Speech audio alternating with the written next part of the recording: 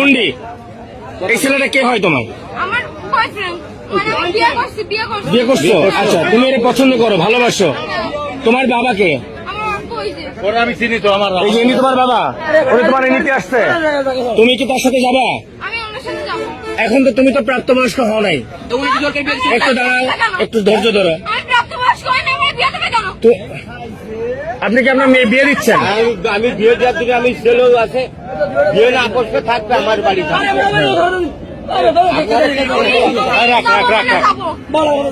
তুমি তোর সাথে যাবা? এখন তুমি তো প্রাপ্তবয়স্ক হও নাই। আমি ওর আব্বুর সাথে কথা বলছি।